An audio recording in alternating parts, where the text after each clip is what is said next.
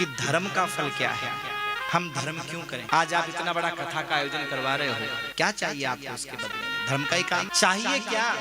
आप ये कहोगे महाराज और कुछ नहीं चाहिए, जितना कथा में पैसा लगा है ना उसके आगे 2 जीरो और लग करके घर में आ जाए, बस हो गया कथा का फल। तो क्या धर्म का फल यही है? अरे महाराज 2 जीरो लग करके आएगी तो अगले साल फिर और करवा लेंगे, आएगी तभी तो करवाएंगे, नहीं तो कहां से करवाएंगे। तो क्या धर्म का फल धन है क्या? प्रश्न उठता है कि धर्म का फल धन है क्या? इसी प्रश्न का उत्तर दिया है भागवत के प्रथम स्कंद के 2 अध्याय के 9वें श्लोक में। बड़ा प्यारा श्लोक है।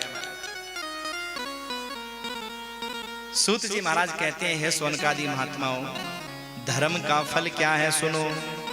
धर्मस्य पवर्गस्य नार्थार्थायोपकल्पते नार्थस्य धर्मे कान्तस्य कामो लाभाय हि स्मृतः।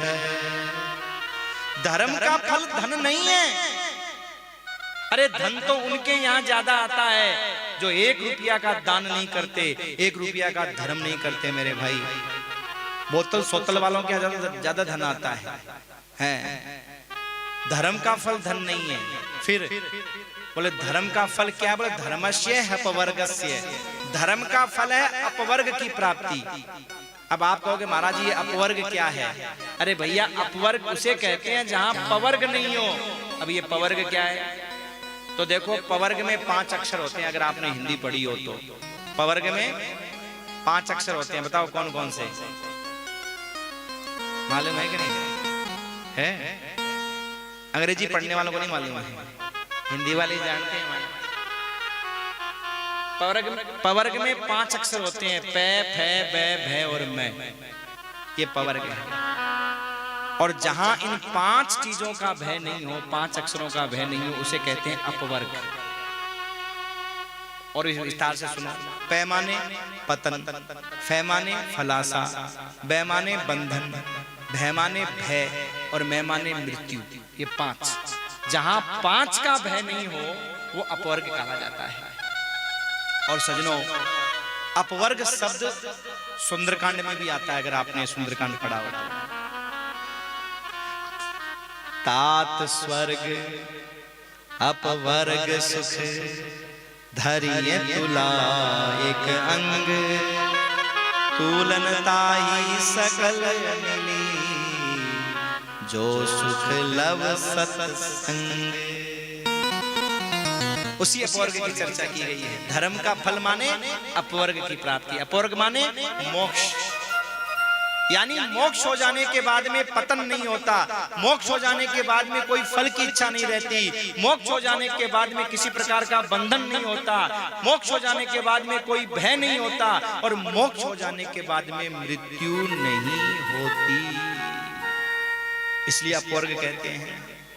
पतन फलासा बंध भय मृत्यु जहां पर नाई, पै भय में रहित सो अपवर्ग कहानी।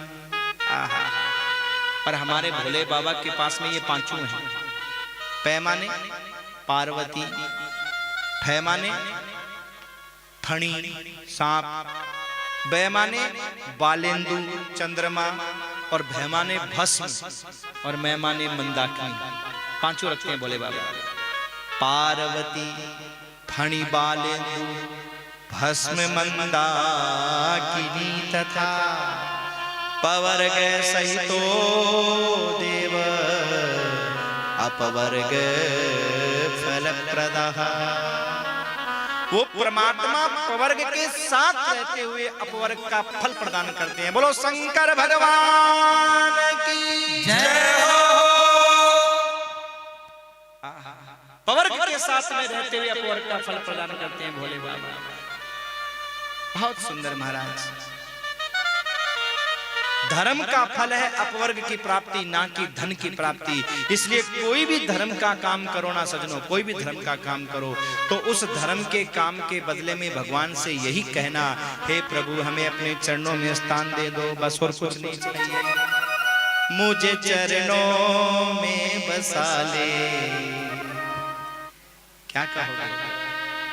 कोई भी धर्म का काम करो, कोई भी धर्म का काम, चाहे कथा करवाई, सत्संग करवाया, मंदिर गए, स्वामिनी की भंडारा करवाया, कोई भी काम, तो ठाकुर जी से कहना, ठाकुर जी और कुछ नहीं चाहिए, बस मुझे चरणों में बसा ले मेरे श्याम मुरली वाले। हो मुझे चरणों में बसा ले मेरे श्याम मुरली वाले।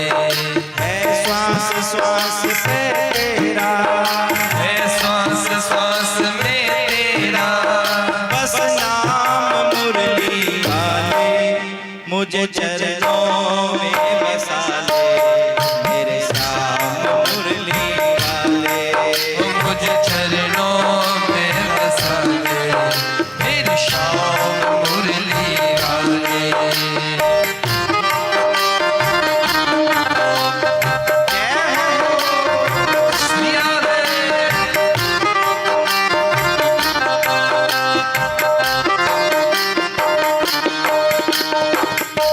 पतझड़ है मेरा जीवन बन के बहार आजा।